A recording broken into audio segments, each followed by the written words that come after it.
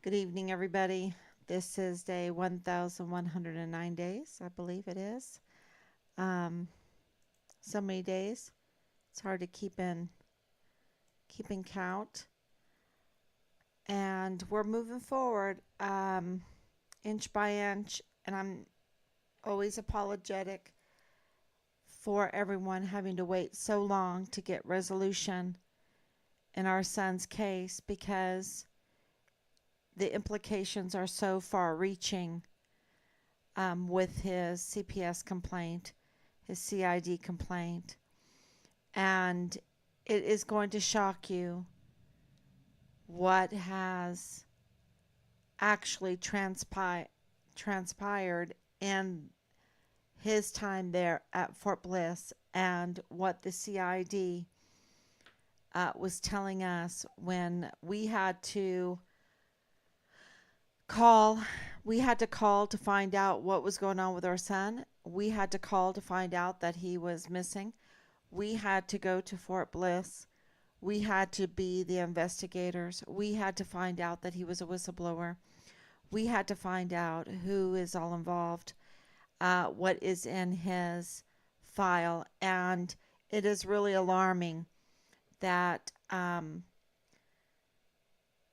that something I thought was so convoluted was simple compared to what really actually happened.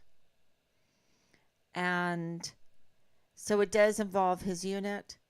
It does involve the Hart family, absolutely, because Leilani Hart's confession, her confession, her notarized criminal complaint affidavit. It's notarized, y'all.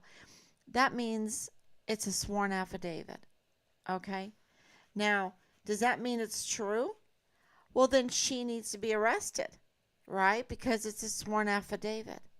You can't just make false allegations like that about your sons raping each other, being forced to rape each other, incest, being sexually abused by their father. You can't just make false allegations like that and not be arrested,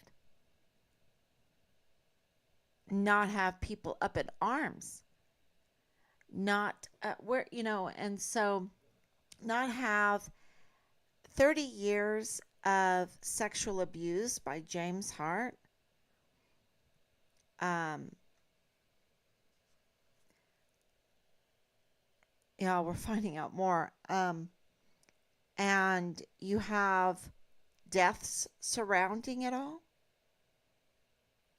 because you see, you have the NCOIC who's now dead. You have Etty, the son, who's now dead, passed away. I don't want to seem disrespectful at all. But you also have another person, also that we know of, that's involved in this case with the children that is dead. And so why is there so many young people not alive anymore? And I'm trying to see if I can think of another person in that, but I think it's three that I'm counting in that notarized criminal complaint affidavit. Now, whether the information is entirely true or not, you can't change the fact that there's three deceased people involved in that affidavit. And that affidavit, okay, let's count Richard. That's four. Because this affidavit was and is part of Richard's file. So is he the fourth one that was brutally murdered? Or that, I know they have suicide. I don't, I really don't believe all the suicides all the time. And maybe that's wrong of me. I don't know. I just I just think that there is more to it. I think there's a lot of drugs involved. I think there's a lot of cover up for murder. I think there is a lot of money involved of making money. You know, there's only a few ways you can make money or have money. You know, you can work hard for it and make something that other people want, and then that's how you can make some money, or you inherit it, or you steal it, right? Um, and when you're stealing money, when you're a band of robbers, and there's no justice, because there's no justice when there's a band of robbers, um, then of course there's going to be a lot of violence. And whether what Lilani Hart was confessing is entirely true or not, the one thing we know for sure is there's a lot of violence. And is something easy to confirm or is, did James Hart try to buy a weapon on post and was denied by a failed background check? I think that can absolutely be checked. I think that the complaint to the NCOIC, if there was any kind of reports, can be checked. You know, Hawaii is not that big of a place, and especially any kind of hospital and medical center. There's records. I think a wife in there could also shed some light on what's going on. Um, there are several ways to the birthday. I think that is not entirely true. Um, so why isn't Lilani Hart arrested? And why aren't we getting calls? And why isn't that put in the media? Because, you know, if someone calls a family incestuous, I mean, if I was Dallas Hart and someone said I was committing incest while I was in the military, um, you know, I would like to clarify that.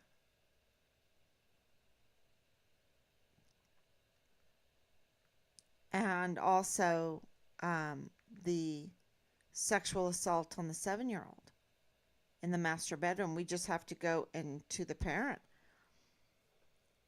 right? I believe. Yeah. So, you know, that would be an easy way it, for an investigator, a serious investigator. It would only take a day or two to figure out if this notarized affidavit has bite to it. And if it doesn't, if there's no truth to it, then Lilani Hart absolutely needs to be charged and arrested. And the other fact is that it is part of Richard's case. So whether we agree with what is written in there as being true or not, it is part of Richard's case. And so that needs to be investigated. Because you're talking about illegal purchase of weapons, you're talking about threats to family members. That is endangering, you know, the community around you. The possession, the ownership of illegal weapons.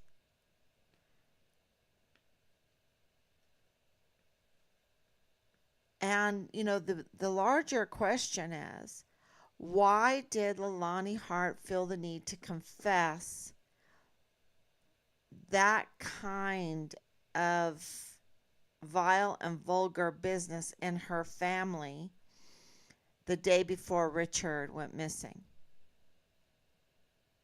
right? Why did she feel it necessary? Is there panic because of what Richard was reporting and um, against against James Hart? Is James Hart? I mean, if James Hart is the suspect as far as Richard goes and his CPS complaints, then that would give motive to Dallas Hart, to James Hart, and anyone connected. And so, um, just to let you know, we're looking for a certain tattoo. And if you know of the tattoos, if James Hart has a tattoo, if Dallas Hart has a tattoo, if anyone else has a tattoo, um, we're looking for a certain tattoo and as an identifier. So yeah, there's just a lot of things going on behind the scenes. And it seems that it all kind of gathers, all of the information gathers at the doorstep of Park University. And of course, there's that common denominator of the Church of Jesus Christ of Latter day Saints. And I don't know, do they still approve today of bigamy? Do they still have multiple wives? Do women have multiple husbands? If men have multiple wives, are the women allowed to have multiple husbands? I don't know about that. I don't know about that. So that would be a really, if you know that information, if you are, this is no slight of the Church of Jesus Christ of Latter-day Saints, except for the fact that they have not contacted us. And I think they should contact us. And I think that, um, let me see if I'm on. Let me see if I'm on and you can even hear me right now. Because Park University should contact us. They should have already called us. From what we know, they should have already called us. And I think um, I don't know, they're making things worse. Maybe they're assessing their situation. I don't know. I really don't. I just know that it's very, yep, there I am. Okay. Thank you, Georgina. I'm praying for you guys. Thank you so much. Anicia, love, thoughts, and prayers. Thank you so much. Since they watch your lives, they will cover their tattoos ASAP. Yeah, uh, yeah. And I did consider that, but I think it's hard to cover your tattoos. I think it is. I mean, how many black boxes do you want drawn on your skin or how many scars or whatever? I don't know.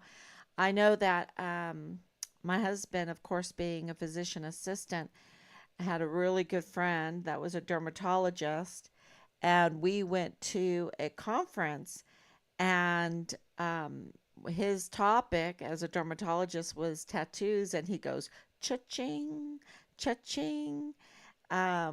He loved tattoos because so many people came to him to want to get their tattoos removed surgically. And so it made him a lot of money. Um, yeah, but then you have the ugly scar, So we always told our children, watch out, watch out. Yeah, and there was other problems. He said the ink causes a lot of problems, especially like allergies, um, and other some inks can be very poisonous. So you have to be very, very careful with tattoos. But so I don't know. We're looking for a certain tattoo and on a certain part of the body, and we know those two things, and we're looking for it. And so yeah, if you have information of anyone that is a suspect in Richard's case that has a tattoo, let us know what it is. That would be a great help. So back to the meat. The meat is uh, this allegation. I mean, this affidavit. The affidavit. What is the overall theme of it? The overall theme is pedophilia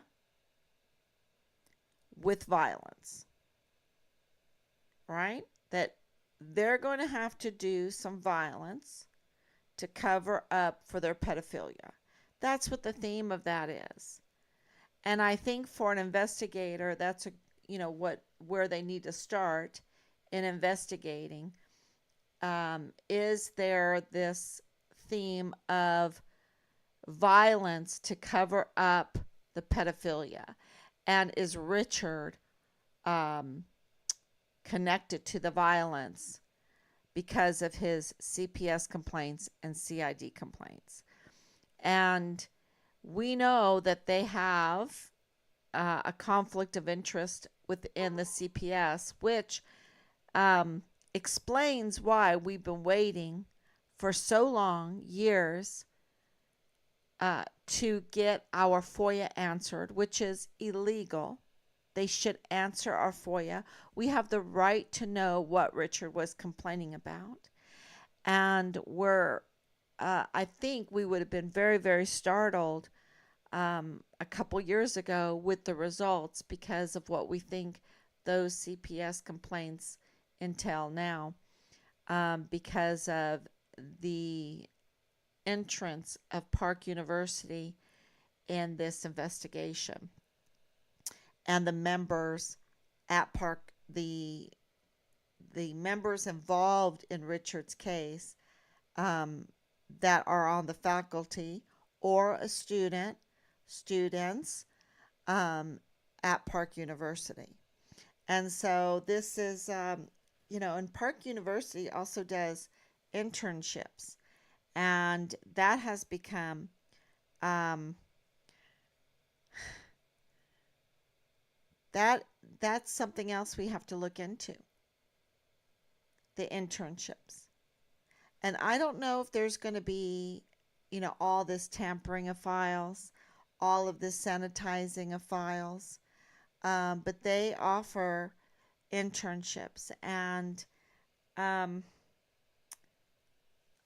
you know, I will name one of the professors that has come up behind the scenes and ask her for help.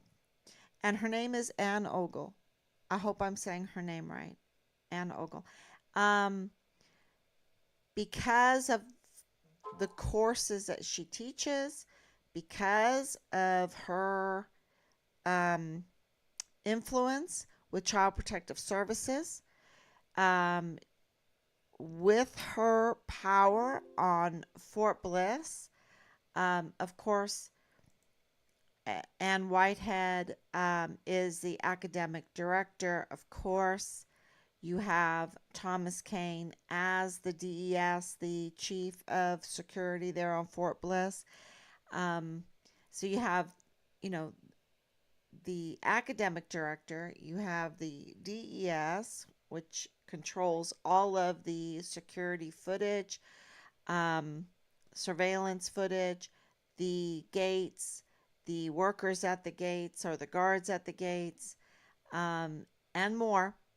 And we know that that has been a failed um, a failed job by Thomas Kane. We know that because of a 14-year-old girl living in the barracks being prostituted out and many other things happening on base. And, he's the one that has to secure Fort Bliss. He's the one that has to secure Fort Bliss. He gets paid big money. He gets everything to secure Fort Bliss. And inside Fort Bliss is Park University. So then he has like a little dual hat. And I don't know if Park University pays him to secure Park University or if that's just part of another perk that Park University gets from Fort Bliss from the taxpayers. Okay? But Park University absolutely has to secure their student base and they have to report any problems to the commander, to Thomas Kane, the DES, um, to the military police if they have some trouble going on Park University. So you have this criminal complaint affidavit that is a confession that is just unbelievable. And then you have Leilani Hart, the same person, making numerous false allegations at Park University and seemingly getting away with it. Getting away with it because she has to go through Thomas Kane to get her pass to get on Fort Bliss. And if she's causing trouble at Park University with false allegations, trying to ruin people, trying to endanger people, then it is Thomas Kane's duty to revoke her pass on Fort Bliss. It's very clear. And it is Anna Whitehead's duty to report those false allegations, those problems with the command, with the DES, with I believe her president of her school to let them know what's going on. We'll hopefully we'll soon find out. And because the one thing that she needs to do is make sure that she has quality education and she has a safe place to hold the classes, that these students will be safe. And, when you have a stalker or what would you call it, perpetrator, or I want to get the right word here, where they're going to Leilani Hart is going to be there and look for any kind of sucker to try to extort or whatever, and then just file false, because there has to be a reason why she's lodging these false complaints.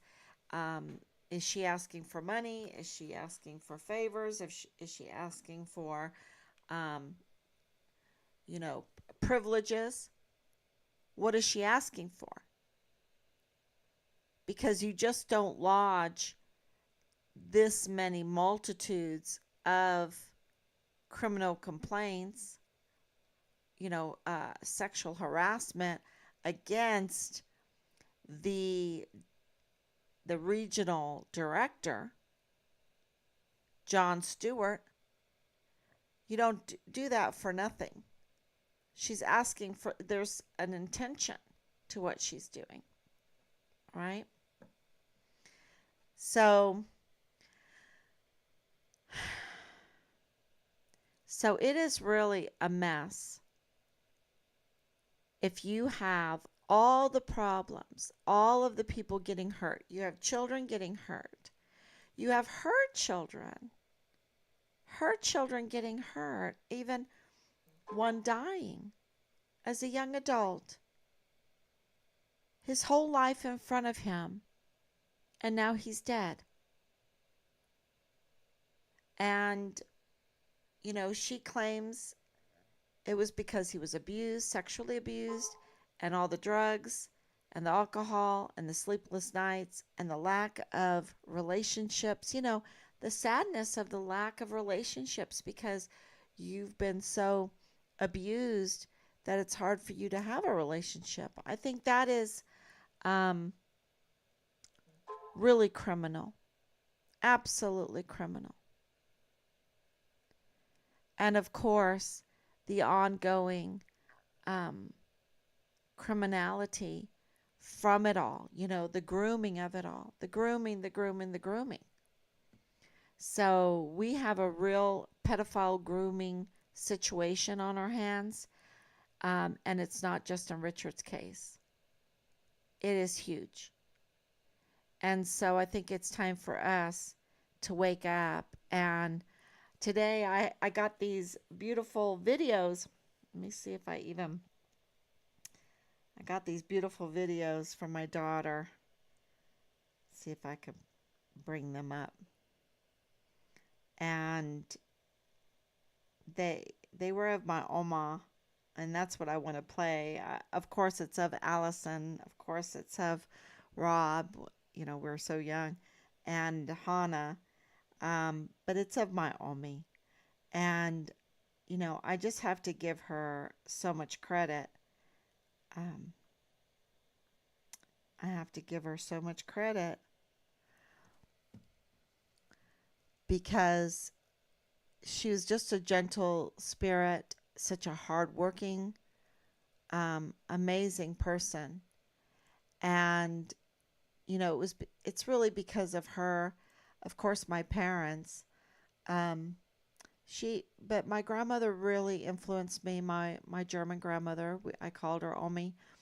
Um, Oma, Omi line so fine. Uh, um, she influenced, and I guess, well, I know she was like my mentor. That's why I miss her so much because I could go to her and talk to her about anything, and she would give me really good advice. And um, she would even, you know, uh, not agree with me if she thought I was going in the wrong direction, and she would do it in such a way. Um, she was just full of love and grace, let me tell you. So, and I really appreciate it. I don't think it's gonna come up. I think it's loading. But if you have a chance to watch the TikTok, if you have a chance to watch the video at the end, it's my grandmother, and she deserves so much credit to, keep calm, fight the good fight, fight the good fight, always fight for righteousness. She did her whole life and work really hard, raise your family. Um, Absolutely do not begrudge the day in and day out duties, like cooking, like cleaning up, like laundry, like raising your children, because those are the gold nuggets of life, really.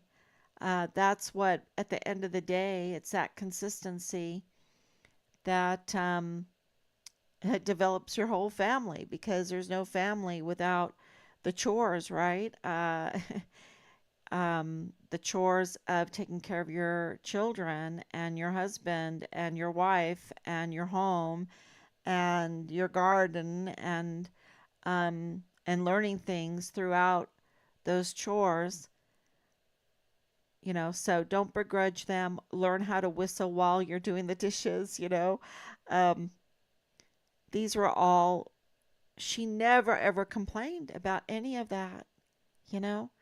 Um, and so she was such a great mentor. And I think we're just never content in our situation. And so we don't learn patience. And with this case,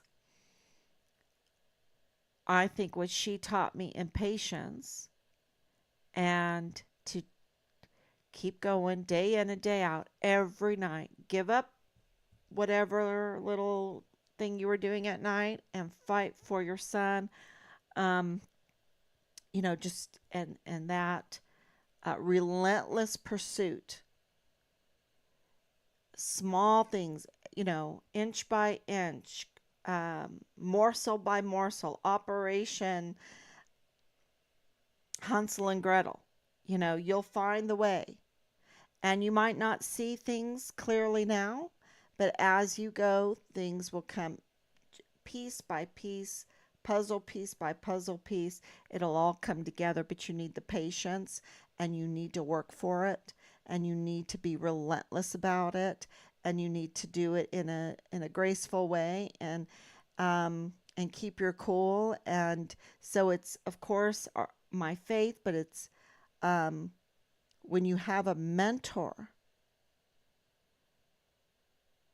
don't lose your cool. Don't cuss people out. Let me tell you, this has been so difficult not to lose your cool because you're talking about my son and you're talking about the intentional smearing of him, the intentional murdering of him, the intentional dismembering of him to cover up pedophilia, child pornography, the abuse of our system in every way to get the monies, the abuse of, I would say, uh, gun smuggling and equipment smuggling and even ammunition and anything like that. Anything to illegally pad the purse, to take advantage of the system and to use taxpayers' money to pay for conflicts of interest, cover ups, and have these betrayers. Thomas Kane totally betrayed his duty. Um, and, the generals totally betraying their duty, the CID totally betraying their duty, the CPS betraying their duty, not getting back with us. And there's so many stories. The JAG betraying their duty. And this is all on the American dime. It's all abuse of power. It's all abuse of the system. It's fraud, waste, and abuse. And if you see something, say something. And so, my almost like, okay, say something. Say something. If you, um, and you keep going and you keep going and you keep going, you fearless. Fearless and real. My Oma, not speaking much German, English, and being a cleaning lady, that's what she was. She was a cleaning lady. That's how she made her money. Um, and there's lots of stories with that. She was the best cleaning lady ever, um, which was also a great mentor. And, a widower at a very young age, uh, being German, being on the losing side of, I think, terrible wars. And coming to the United States 14 times. 14 times. And not just for like 2 weeks at a time. She would come for 9 months, 12 months, 13 months. We would have to renew her visa. First time she came to the United States was White Sands Missile Range, New Mexico. That's where I was born. It's the first time she came. She loved it there. She thought it was amazing. And 14 times she found a way to pay for her apartment. She didn't own a car. In the 1980s, when I was a teenager, And I went, she would say to us, just do what you can and get the money together to buy your airplane ticket, and I will take care of the rest. So when she wasn't coming to us, we were mowing the lawn for other people, babysitting. I started working at Burger King when I was 15. You know, they hired me, so I did it. Um, find a way to make some money to get that airplane ticket together and get to my Oma, right? That's what we did. And she would have a bank, a bottle or something. Um, One time it was a little doggy bank. Normally it would be at the time, banks there in Germany would give away free little banks. And she would spend that year filling it with 5 mark pieces, Deutschmarks, 5 mark pieces, um, which was a lot of money. And when we got there, she would just hand it to us, and she would have these bus trips to Austria, to Switzerland, to the Italian Riviera, um, ready for us. And a lot of times the hotels, they wouldn't have a room with a bathroom. You'd have several rooms, and you had to share a bathroom down the hall. Um, they were farms up in Austria. They were absolutely breathtaking. We had such a good time. Or I remember the one bathroom in our hotel room in Italy. Um, it was kind of like a camper bathroom. It was so small. But I'm just reminiscing to tell you what it takes to uncover what we have uncovered in Richard's case, and it has taken us, we're at 3 years and we're still not finished. And if you don't have mentors in your life, people that show you how to work for something that you really don't know what's out there, you don't know what you're going to get. You just have to do it, and you have to do it without complaining. You have to do it because it's the right thing to do. If you don't learn that, if you don't have those wonderful people in your lives, um, that help you continue and never to give up. If at first you don't succeed, try again, right? If at first you don't succeed, try again. Then you're missing out uh, on so much. And in Richard's case, we have, of course, debunked so much of the ugliness and the nastiness of the false narratives that have been put out about Richard. And,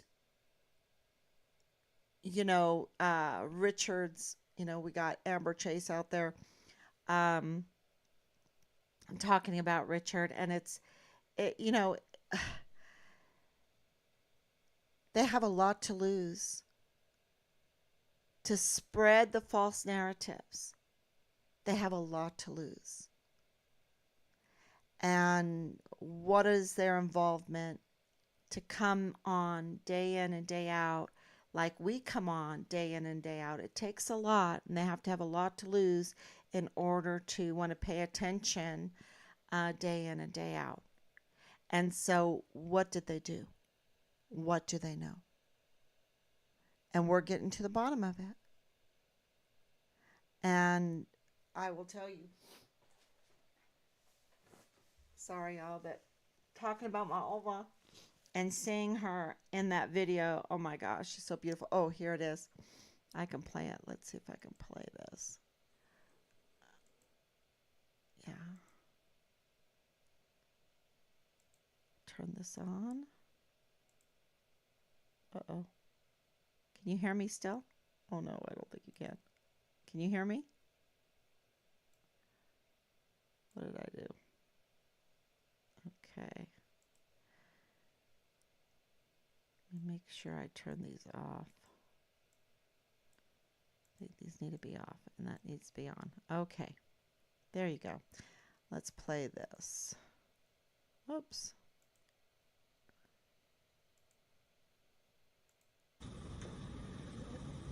Yeah, this is...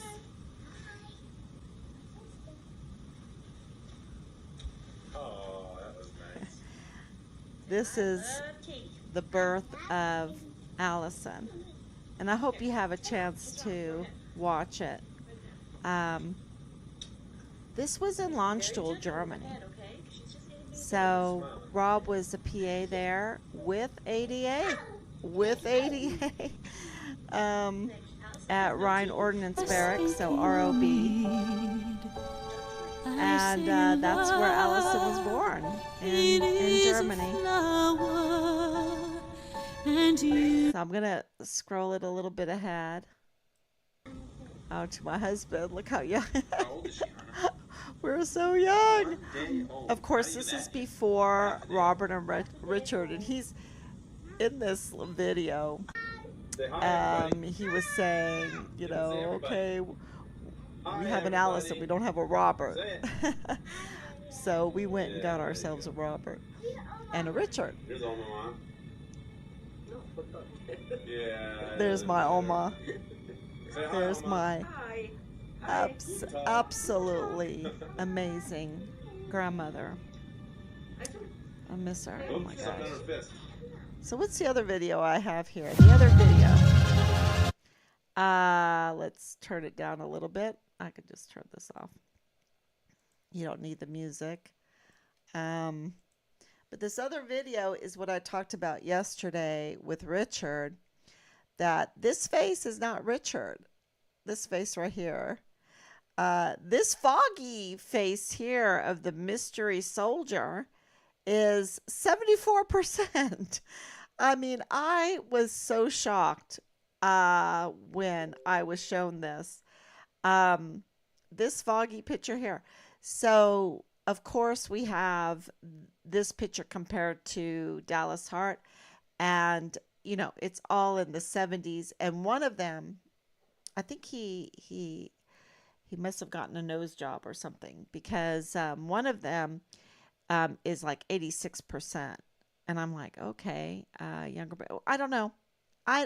You know, it's just strange to me. It's strange to me that this is supposed to be Richard, right? It's supposed to be Richard, and it's not.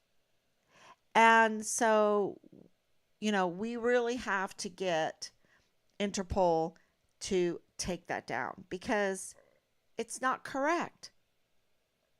It's been tampered with. It's been a composite.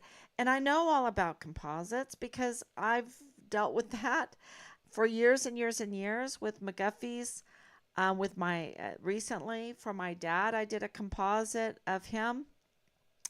So I understand this, and that's why when these pictures, um, this Richard, it never looked right to me. And you know, you can see, okay, the nose has been tampered with, but what really got me was the eyes. The eyes were so close together.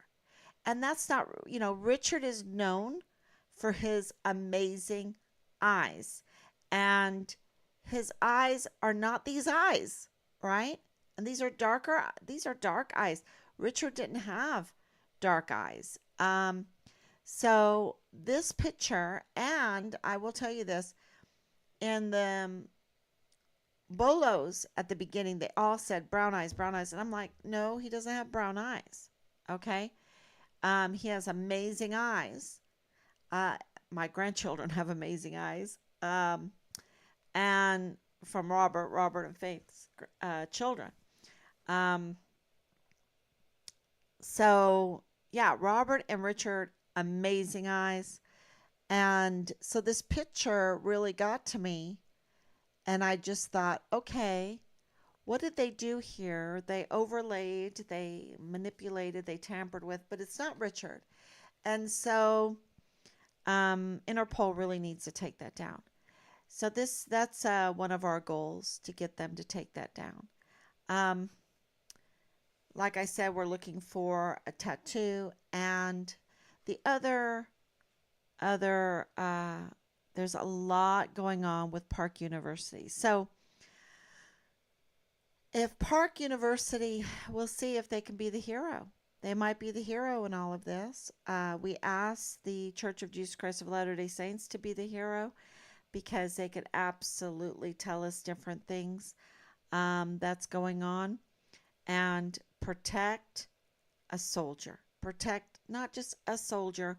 By getting to the bottom of this with Richard, you're protecting Fort Bliss because Fort Bliss is not being protected right now. Okay. And I think Patrick Dyer might get upset with me for saying that. Um, and maybe he'll write and let us know the changes that he's making. But from what we know with Park University, with what we know with, we'd like some answers from Ann Ogle, um, and that whole situation because of her power with the children on Fort Bliss. Okay, her power with the children on Fort Bliss, her psychology courses there at Park University, her involvement in other situations at Park University, and uh, and there's more, and there's more. So we're trying to ask for help from Park University, from Anna Whitehead, from Ann Ogle, and of course Thomas Kane could help. He could help. Don't forget we have him on record intentionally disregarding our open records request. So maybe he could make up for that. You know, redeem himself for being um, so heartless, so heartless. You know, um, and I hope he didn't bury. Well, it doesn't matter now because we wrote Patrick Dyer um, our, for requesting records, an open records request. So we'll see. But the internships there at Park University, they could help us with that information. And yeah, so I just think it's so important to move on because who would have thought it, y'all, that we would be at this situation? And I just wish I could tell you what's going on behind the scenes because it's just unbelievable. What we gave you in that affidavit that I prepared everybody for months. For months, I was telling you there was evidence that Leilani Hart confessed in a notarized criminal complaint affidavit that there was incest, that Dallas Hart was involved in that James Hart was involved, that James Hart was involved. And these are not my words. Okay, this is I'm just repeating what is in the criminal complaint affidavit that was notarized. That a 7-year-old was being raped in Leilani Hart's master bedroom. That she was negligent and careless and accessory to that because she, in her own words, had knowledge of a long history of pedophilia in her family, and she decided to leave her friend's child with the pedophiles and make those children targets and victims. And also, let's not forget, in that affidavit, there was the illegal purchase of weapons, lots of weapons, according to Leilani Hart, lots of loaded weapons in that household. And she knew that there were threats to her life. Doesn't she mention that she woke up with the gun to her head or something, or that he said that he would just not let her wake up? It's as simple as that. And she knew this. Um, she knew that her children were suffering because of all of this, and yet she allowed her friends' children to be targeted in her own home, and then to fall to the abuse in her master bedroom and become victims. Scarred for the rest of their life. Scarred for the rest of their life. She allowed that. That is what she is saying. And she felt, when she found out what she knew would happen, she failed to report. So I'm not saying this is yay or nay. I'm saying this is what Leilani Hart confessed to, that she notarized, that she swore to in that affidavit. And it's pretty vile and vulgar. And if it's false allegations or not, that's something that the authorities need to work out. But this is an arrestable no matter how you look at it. If you look at it as a false allegation, she needs to be arrested. If it's not false, then there's a lot of men in there that need to be arrested. Um, and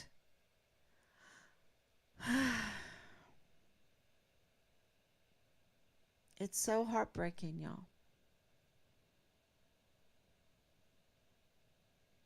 It's so heartbreaking because what this says is the allegations that she made at Park University were allowed to go on and on and on and on. She made 5 complaints at Park University. One person, a female professor, lost her position. And these were false allegations. Judge, whether you like Judge Michelle Morales or Attorney Leonard Morales, it doesn't matter if you like them or not. They were targeted with false allegations, and they were made victims and scarred for life. And even the regional director was targeted for sexual harassment, a false allegation. But how do you ever get over someone trying to do that to you?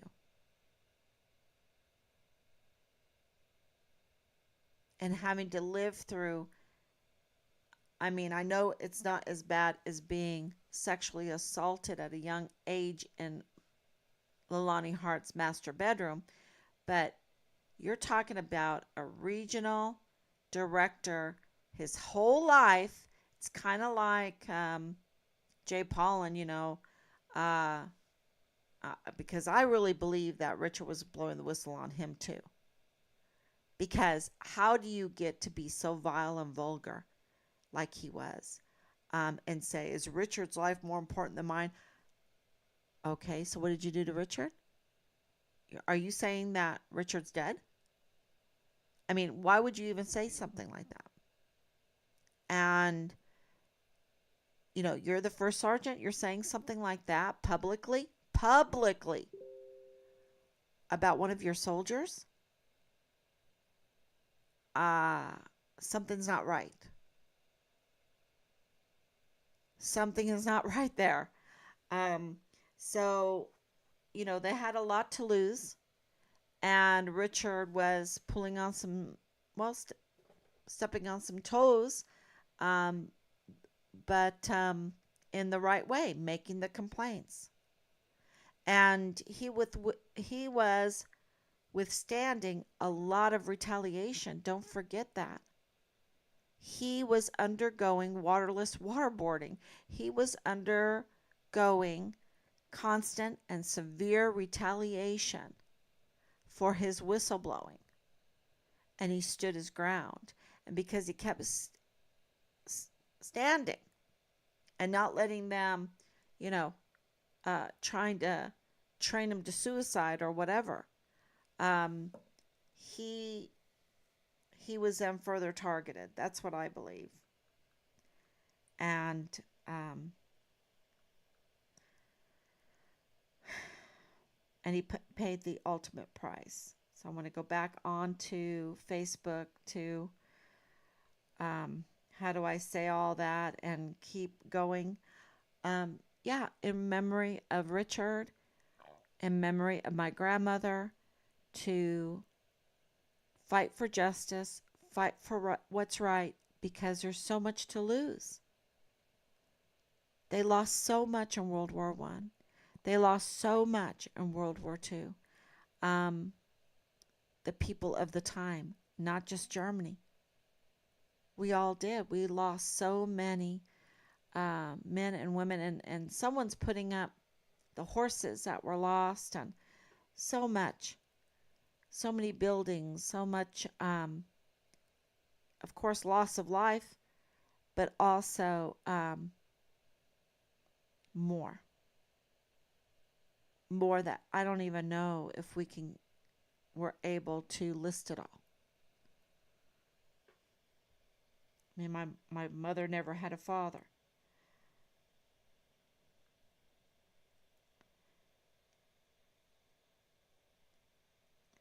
Um, which is not a good thing. But with a Oma like my Oma, don't let her fool you. She was a gentle spirit, but she knew how to work. She knew how to work. And she knew how to work and whistle while you work. Not a begrudgingly, a begrudging work like I said about my flowers, planting my flowers. I begrudgingly planted my flowers, and all of a sudden I had all these beautiful flowers. I'm like, oh boy, God kicked me for that one. We got to whistle while we work. So, with Richard's case, I hope that makes sense, that you understand why I can come on here every night, because not my strength, um, but a lot of blessings from God, and not by might, not by power, but by my spirit, says the Lord, right? And my Oma had the spirit of God, and that's why we're going to find out what happened to Richard, because of my family, because of God, and um, because truth prevails, lies cannot be sustained. And so, if you'd like to help, we still have $150,000. We're going to try to up that $150,000 for anyone that has information leading to finding Richard. Of course, it's um, yeah, we've put it up there day in and day out, um, but I need to announce it more often. And so that's still available, and we'll get to the bottom of this. And if you know anything about uh, any of the suspects in this case having a tattoo, let us know. And maybe tonight we're reaching out to Ann Ogle to give us what she knows because we know she knows some things. She knows some things. And she knows a lot of things in Richard's case. And we've been reaching out to Anna Whitehead, and I hope she responds to us and helps. And let's see, and internships. Yeah, uh, I did not add that to, yeah, uh, we need to know about the internships. I think that would be very, very helpful. All right, everyone. Thank you so much. God bless you. And I will be back tomorrow, God willing.